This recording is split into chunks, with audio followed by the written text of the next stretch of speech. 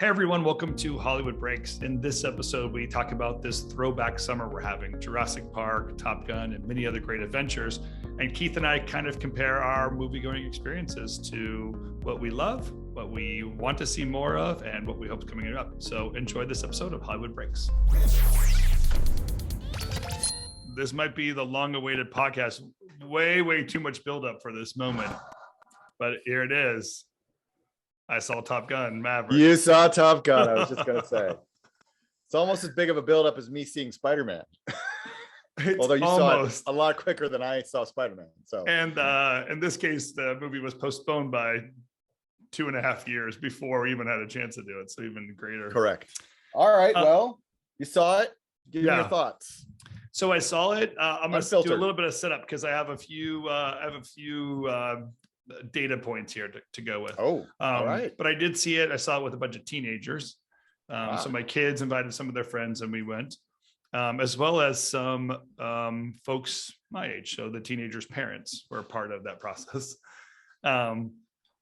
So I, to go with all of them to kind of see it and then get some data. So I'll just give you my first uncorrupted kind of feelings about it. And maybe this will spark a conversation. Because I might be a little contrarian. I would expect nothing less. So nostalgia, on this nostalgia level, very well done. I felt like I was watching the Top Gun movie, but this is the key moment again. And I really felt like I was watching the Top Gun movie again. All the way down to, as you know, the shot-by-shot replica of the original film recreated, 36 years later. I thought at some moment, like, really? Are you talking about the opening? The opening, the riding of the motorcycle, the Porsche shop at the end, Yeah. But my biggest, and I'm not going to go with my disappointments first. I'll go with the praises later because I think there's an upside here. Maybe the biggest kind of like letdown is really, truly Great Balls of Fire.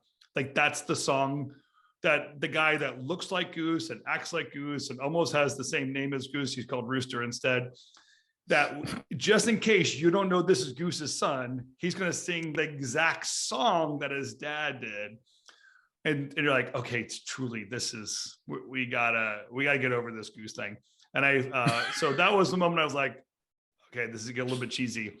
So I thought to myself, well, I hope my kids are enjoying this because this is their moment to see Top Gun and get their first kind of reaction to it. Most of the teenagers didn't get it. They didn't understand the backstory and they are like, it's okay. So I don't know. I don't want to make it feel like it's a total letdown and we'll talk about that. But it just to kind of start with, am I popping your bubble here a little bit on, you were smiling. No, I mean, here's the thing. Like, I get what you're saying. The beats were very similar. There are a lot of similar beats. You're absolutely right about that. But it didn't bother me. It was, I guess, because there is a laboriousness to sort of the Marvel movies and they're great movies, but at the same time, if you don't really know the backstories and all the characters, you're kind of left out and there's a lot going on. It's all visual effects and, there's always going to be a semblance of some sort of PC-ness to it because it's Disney and they want to heel to toe the line. But for me, it was just like, I remember when the opening was starting and the music was the same. I was like, are they going to do it? Are they honestly going to do it? And they did it. And I was they did it. I know. And I didn't stop smiling the rest of the way. I was like, okay, this is kind of awesome. I mean, listen, I understand it from your teen's perspective. I totally get that. Because if you don't know the backstory, you don't know Penny Benjamin, that story, you don't know Rooster and Goose and Great Balls of Fire and Iceman and all of that history, then you're going to be like, why do I care? Because this was clearly just a time to like, okay, people love this movie in the 80s. It was cheesy in the 80s. It was not necessarily fantastic filmmaking, although it did start a career of a fantastic filmmaker, rest in peace, in Tony Scott. But I understand what you're saying. But you know what? At the end of the day, I just didn't care. Now, like you said, were there moments that were there were definitely moments that were almost shot for shot of the original. And well, I don't have as much almost issue. He's just older. It's the same yeah, same and I don't have as much issue with the Great same Balls motorcycle, of Fire, same song, same runway, just 36 yeah. years older. Okay, got it. So I don't have as much issue with the Great Balls of Fire because I think Robin, when she was on, we talked about this, she kind of nailed why that moment probably means more to people than most, because for a lot of people, when Goose dies in the original is sort of the most impactful part of that movie. Sure. Is when he dies and, you know, you got to let him go, sir. And the whole post Goose dead kind of thing, get him up flying, all that kind of stuff. That was an emotional lynch point for a lot of people who loved the original.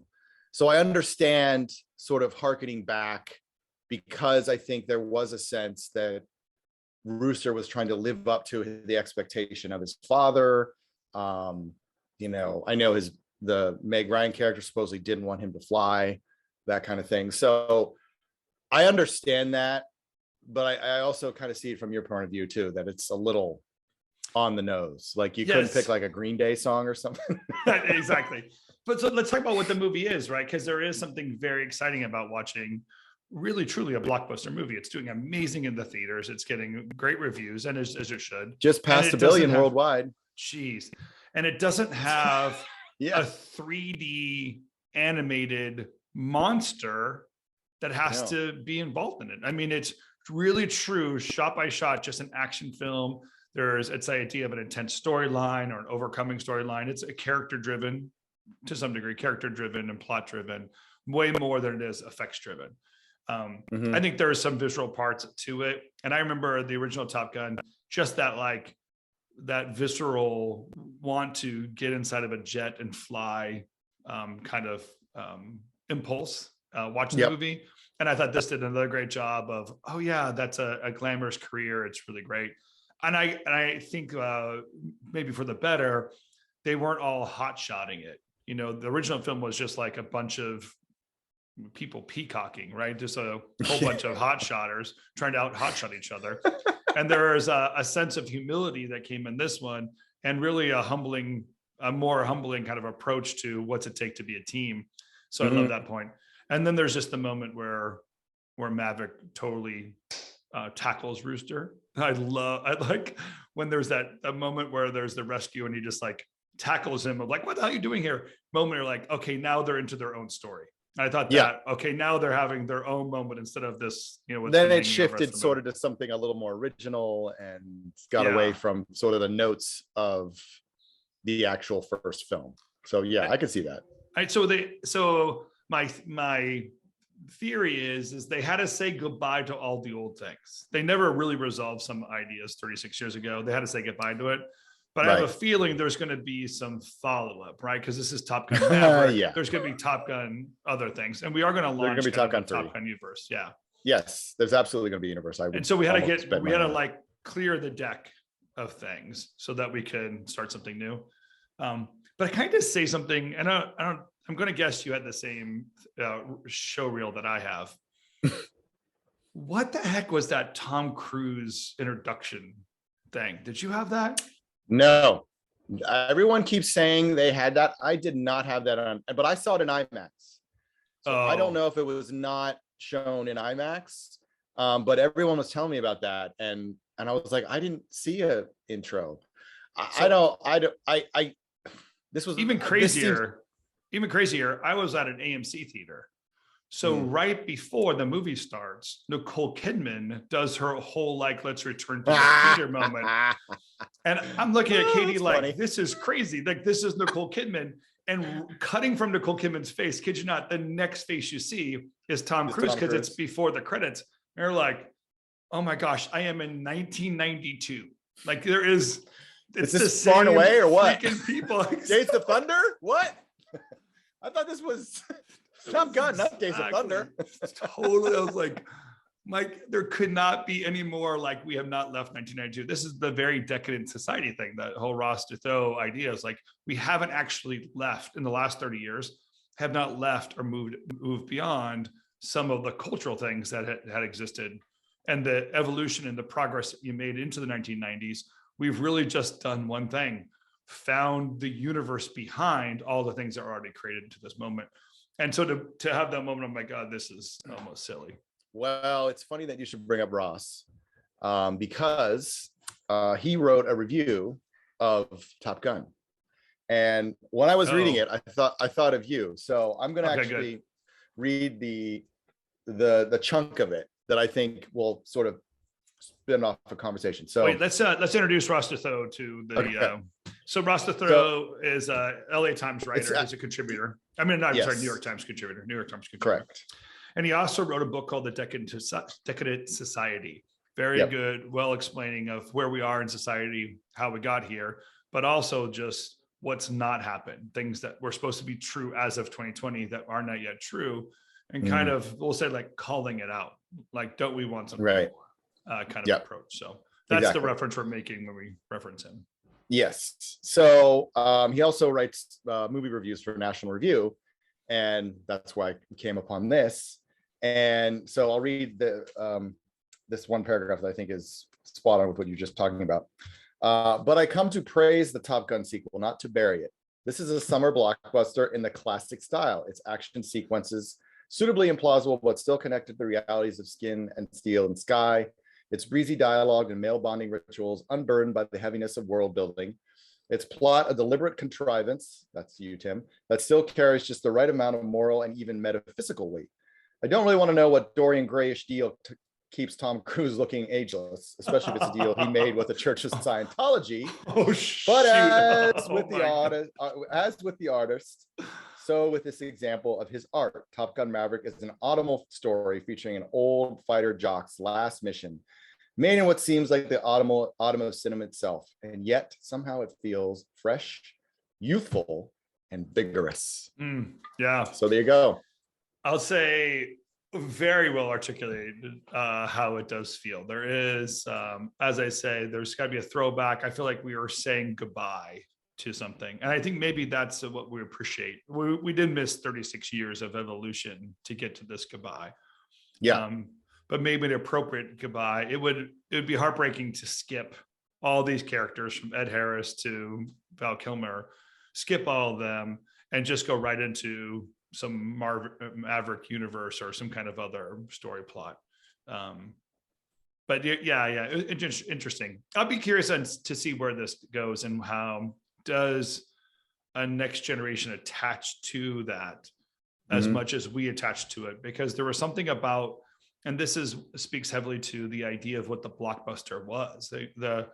What we witnessed on screen is the sense of what a blockbuster movie felt like of the 80s and 90s and early 2000s that kind of dominated the entire theatrical experience. And honestly, for our entire generation, we're so used to blockbusters. It's nice to see one again. It's nice to be pulled into it and be part of an experience that you could relate. But I also feel like, as we know, the blockbuster is dead. It doesn't happen anymore. We're moving on. Yeah. And so there is almost like maybe a feeling of maybe I just saw my last blockbuster movie, because here's the other thing. Not just a few days later, in Father's Day, I saw the Jurassic Park remake. I'm sorry.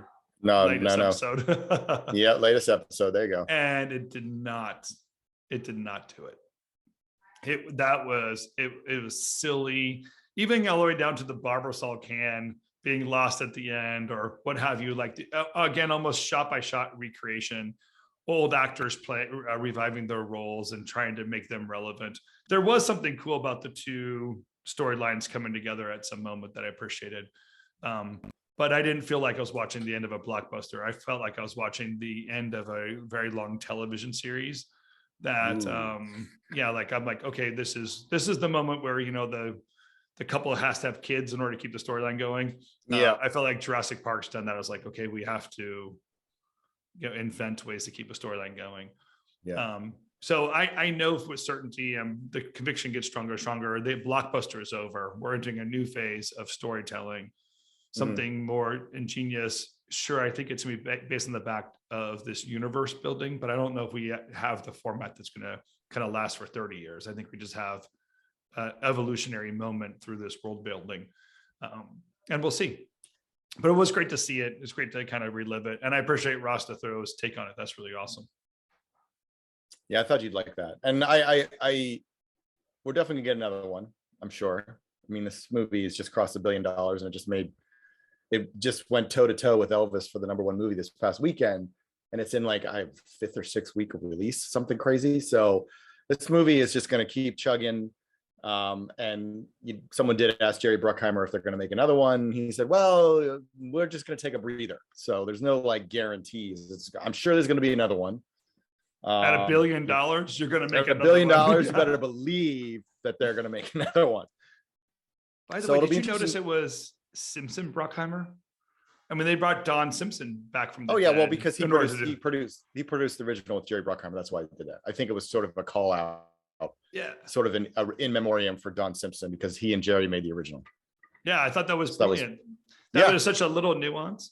And and the title sequence was, they did something kind of revolutionary title sequence where it wasn't just like the Tom Cruise title sequence. I almost felt like at one point I thought, like, was Tom's name even in this thing? I was waiting for the big hit.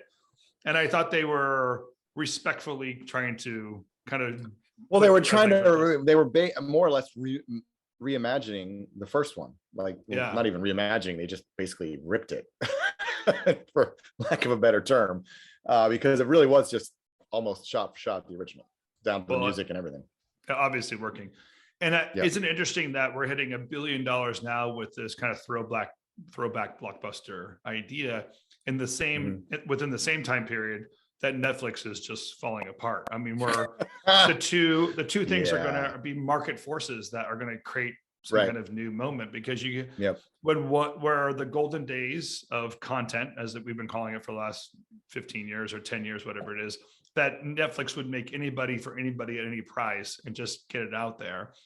Clearly is taking a back seat, and this one crafted story held back, I guess now for good reason. I've been trashing that. I stand corrected. Held back for very good reasons. Yeah, that was a good move. Makes $1 billion in the theater. We're seeing these two things are going to give birth to a new child, right? Yeah. I mean, obviously the news out of Netflix last Friday was they laid off. The initial rumors were they were going to do another round of 150, which they had just previously done a couple of weeks prior. They ended up laying off double that, almost 300. So 450 total in the last month or so. Deadline, I can't remember if it was Deadline or Matt Bellani. He had a really good rundown in terms of, it actually looks like they've let go almost over 1,000 people in the last year alone. So it's a lot more than, they're piecemealing it, obviously, so it doesn't look like, oh crap, we're bleeding money, we have to let go of the staff that we're paying an ungodly amount of money to. I mean, I think it's a great point in terms of, you see Netflix sort of taking a little dip, and then theaters are all of a sudden creeping up, where we've got, like, this past weekend, you got Elvis, you've got Top Gun and Jurassic World all doing well. And then you have the next Minions movie coming down the pike, which is probably going to do pretty well with families. So it feels like we're in this weird moment where everyone thought streaming was the future, and now we're sort of shifting a little bit back into theaters. And then Thor's also coming out, I think, in the next couple of weeks as well. So there's just, it's an interesting shift in dynamic. Now, I have to qualify that by saying it doesn't mean that Netflix is toast. Like, I think a lot of people are writing Netflix off. They're obviously still dominant. They're still making money. It's just they cannot spend like the drunken sailors they were the last few years. And it's going to be somewhat of a wake-up call for the other streamers who just see it sort of dove headfirst in. It's like, we're just going to do what Netflix is doing. And now all of a sudden they're like, oh, wait, maybe we don't want to do that. Maybe we need to sort of figure out how best to attack this and not just follow the Netflix model. Yeah, I feel right now, for the young filmmaker, imagine being a person that your career has only been in the last 10 years. And really, truly, you might have heard this, but it has been easy money. It's been easy road. You can try some things out. There's been OTT platforms willing to experiment with you. The last couple of years you can even see as a hiccup, but this is going to be a major disruption in the economy that was buying that content. Yeah. And it won't be as easy to come by. Maybe Amazon will evolve. As we've noticed before, Amazon has a different type of strength than the other OTT platforms. And Disney is going to kind of keep its pedestal going as that on-brand content platform. Apple, they'll make something every once in a while. But with Netflix kind of getting off their buying streak, which is that weird, economic issue of trying to outspend the viewer's consumption rate, which they just can never get there. Netflix has to ask, and OTT platforms have to ask, how do we keep up with the consumption rate that people are interested in? And now even more like, are the viewing habits changing? Did the disruption actually create a different desire to consume content in an older form, or what the word would be, traditional form? Or is it just like a little hiccup? But if I was a filmmaker just for the last 10 years, with no other reference of what a transition feels like, this is that transition. This is the one where your world's going to shift and you don't know what's coming, and you don't have a reference of what it means to survive from one transition to the next. Yep. Yeah, I think we're going to see a little bit of a shift. I think with inflation starting to hit everybody's wallets a little bit more, there's going to be more of a conversation in terms of, like, do I need 5 streaming services? And there's been all kinds of research saying that like 3 to 5 is the max any one family wants to have. But obviously with gas going up and prices going up everywhere, and there's no real sign that it's going to slow down, I think that is probably going to affect the bottom line. There was an article in the Hollywood Reporter this morning about how a lot of LA productions are looking to trim their costs because of inflation. So that's obviously another factor. So I think this is going to be a little bit of a bumpy ride. You also, I should add, there's a writer's contract that comes up, I think, in 2023, towards the beginning of 2023. Wow. So that's another issue that's going to be bearing down on the industry. So there's a lot of factors that are playing in here. And I think, yes, Netflix did spend like drunken sailors. And I think most of the smart people saw that this was not going to continue forever. Those being like entertainment strategy guy and Richard Rushfield were all like, this is just silly. This can't go on forever. And I think the fact that it hit them so hard and fast was, I think, a little bit of a shocker to a lot of people, but it's a reset that was inevitable. And now it's just a matter of how that sort of affects downstream planning. You already see it a little bit with David Zaslav basically saying, we're not focused on quality, our quantity, we're focused on quality. The new head of Hulu also said the same thing, or the new head of Peacock, I should say, also said the same thing. Like, we're not focused on quantity anymore. So it's not like just churning out content. It's making sure it's good enough to get eyeballs. And I think what the Top Gun of it all has shown us is that if it's something that really appeals, and it feels, to use Robin's adage, if it feels like an event to somebody, they'll go and see it. It's just a matter of whether or not you scale it enough to an event to make it worthwhile for the bottom line. Because if it's not an event for somebody, it's an event for nobody. And that's where Netflix has always struggled, because all their stuff, they don't have enough time to make it an event, because they just throw stuff up there. And to your point, Tim, that you often make, the quality is not always great. Yeah. You can tell it's a Netflix movie. You watch it and you're like, ugh. Like, you can just tell that they cut. It has a flavor like how BBC has a flavor to it, or PBS has a great point. Everything has a kind of flavor to it. And this has a Netflix flavor to it. Yeah. Yes. And I think that is something that is going to have to be addressed. And I think the streamers are all stepping back and being like, okay, now we need to really kind of take it slow and figure out what works, and just maybe the number of shows on the platform aren't necessarily a big deal, but that is always sort of the easy way for all the CEOs to say, well, look how much money we're spending on content. So if you've got someone like a Bob Chapek who comes out and says, I'm going to hit 250 million subscribers by this date or this year, and that looks like those numbers that he threw out at the last earnings call look like it's going to be a bit tough to hold, especially because they lost cricket in India, which we won't go into that, but that's a rabbit hole. So we'll just avoid that one. But it's going to hurt them when it comes down to the subscribers. And that's where sort of it's going to be tough for a lot of these heads to sort of weigh that balance of like, well, I need to keep my subscriber numbers growing to keep my investors happy. But at the same time, I can't just keep throwing content and spending, because it's not going to it's not necessarily going to attract the subscribers. So what's interesting is, and I didn't know the expiration of the writer's deadline is coming so soon. I mean, it's next year, but it's coming soon. Yeah.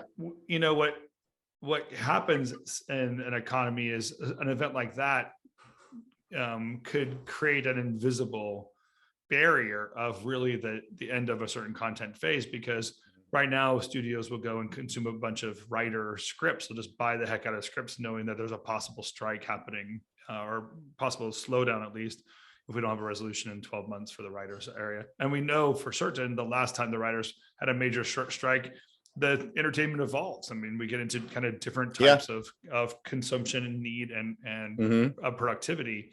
So really big, interesting, like we're coming back to the theaters. A new push is going to happen in the next 12 months. And then we're going to have another disruption or possible disruption, or I don't even know what's anticipated, but it often seems to at least create some tension in Hollywood when the writers renegotiate their contract.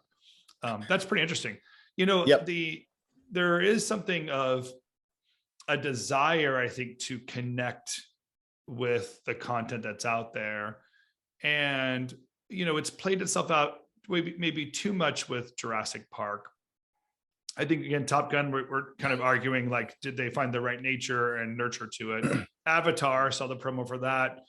I think my kids might be more confused with Avatar than they were with Top Gun, because I don't know if my kids are almost too young to even remember to know what that is, unless I've secondarily introduced it to them, in which case they've seen on TV, where it was such a theatrical event originally. To have it to own introduction in television or cartoon, you know, it might not feel as big of a moment for them. But you know, what Baz Luhrmann did with Elvis is so interesting. There's this thought process of, like, you know, the generation that's consuming this movie or possibly consuming this movie, they don't even know who Elvis is Elvis wasn't alive at all in their lifetime.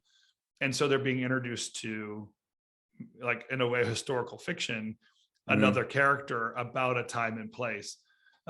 So I think there's something of an artistic quality that's being seen. Love Baz Luhrmann, love what he does in picture and how he tells a story, and to have some kind of now opportunity and acceptance of that. I think that's exciting. That's my next thing to go see in the theater is Elvis. Yeah. I mean, they were kind of lowballing it a little bit. But if you look at how it did, it actually ended up number one. It edged out Top Gun, which I think made a little 30 and change, and Elvis was 31. You know, the demos are definitely skewing older, but there was a touch of younger set that showed up, and that may be due to Austin Butler, who's the star who plays Elvis, and he kind of grew up in the teeny bopper teen Disney area, so I think there's some draw to that. But if you look at the comps of some of Baz Luhrmann's previous movies, this is all within range of that. So it looks like it could be good. I didn't see the cinema score yet, so I don't know if it was in the A or A+ territory, which usually signifies a good run. So if they're up in that range, then great. Then I think they're going to be in pretty good shape, because word of mouth will probably be on the positive side. But it will be interesting to see. But again, I think another aspect of this, it's very interesting, is that just another older skewing movie that did fairly well, that I think that we can put to rest this whole, well, older people come back to the movies because of COVID. I think we can just put that whole myth to rest. I think they will come back again. If it feels like an event to them, it's something they want to see, they will come to theater. And I think that the last few weeks have shown us that. And I think that in and of itself is sort of a nice postscript to the whole madness of the last 2 years, that movie going is recovering. Is it recovering at a pace we'd like to see? No. Have the exhibitors made enough changes to the experience? No. But it is at least somewhat recovering. So that's, you know, you got to take the positives where you can get them. Okay. We can wrap up with this kind of thought too. So I saw Jurassic Park in a theater at the Mall of America. So I was happened to be in Minneapolis area. So I went to the Mall of America thinking this is nice, great, like awesome theatrical experience, just huge mall. Of course, they're going to have a great theater. And dude, I was thinking of you so much. Like, even though it was like this idea of a luxury theater, it had not bounced back. So luxury theater kind of meaning where you could order food at your seat and take in drinks and they serve alcohol, and the seats recline and what have you. My seat was broken. The table, the Katie's table didn't really move. They only served sugar. There was no real thing. Oh, and maybe a pretzel. And I was like, wow, we have to ask a question. If this kind of more luxury experience is not going to return, or if it's not going to hit the levels before, and that was supposed to be what separates you from going to having it in your living room. Yep. Exhibitors have to be thinking something different, because sticking to the floor, whatever that situation was in Kansas. Sorry, I ruined it for you, Tim. I'm sorry about that. Man, you just, because when you're in LA, you're very, very spoiled. You're spoiled. Yes, I realized that when I moved back here to the Philadelphia area, how spoiled I was being in LA. Yeah. Just the quality of just the options that you had. I mean, here it's like I have to drive 20 minutes just to get to a decent theater. Which is just ridiculous, but it's not a bad theater. I mean, the IMAX theater I went to was really nice. I mean, was it great? No, but it was clean.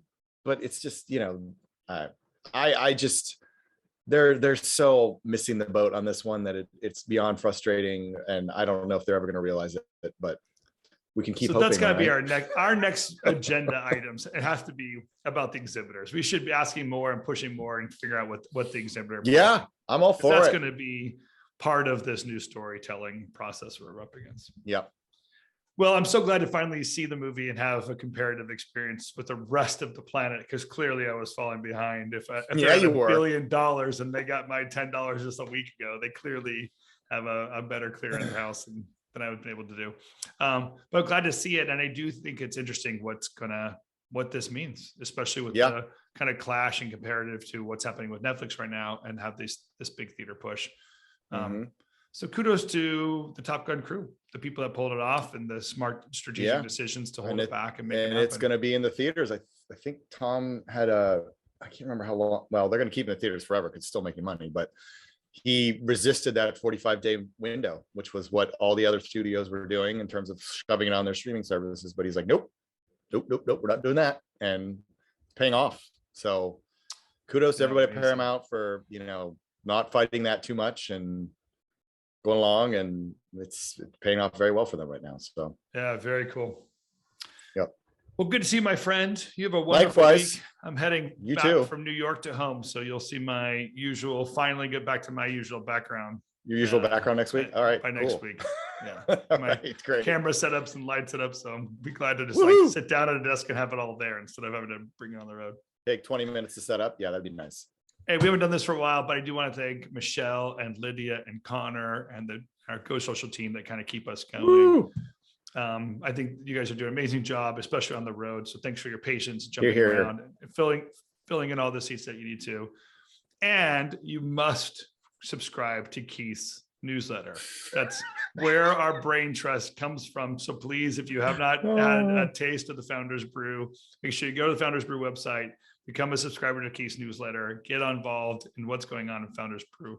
Keith, I love your newsletter. I'm so yes, plug it every they can week. Find it. I'll just do a plug. You can find it you can go to my website and subscribe, visioncraftbrew.com. You can go to Substack and find it looking under the Founders Brew. You can also go to my Instagram, HollywoodBreaks_Keith, and there's the link to subscribe there as well. So several options. And also, if you go to Hollywood Breaks Instagram, there is a link chain there that will drive you to the Founders Brew subscription. So several options to find and subscribe.